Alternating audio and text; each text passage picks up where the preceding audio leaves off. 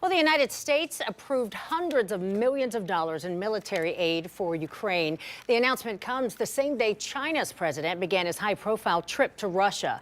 Reporter Nicole D'Antonio has more on that meeting.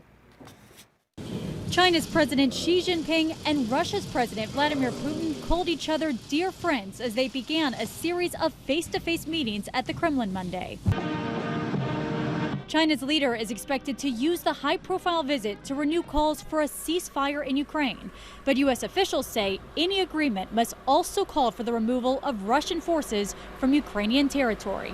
The world should not be fooled by any tactical move by Russia, aided by China or any other country, to freeze the war on its terms without any viable pathway to restore Ukraine's sovereignty and territorial integrity. The U.S. State Department announced another $350 million in weapons and equipment to Ukraine, saying the U.S. will continue to stand by the besieged country as long as it takes. The meetings between Xi and Putin come just days after the International Criminal Court issued an arrest warrant for Putin for the deportation and abduction of children from Ukraine to Russia. That President Xi is traveling to Russia days after the International Criminal Court issued an arrest warrant for President Putin suggests that China feels no responsibility to hold the Kremlin accountable for the atrocities committed in Ukraine. The Kremlin doesn't recognize the ICC's jurisdiction, and Russia's investigative committee said it is opening a criminal case against a prosecutor and 3 judges of the ICC over the arrest warrants.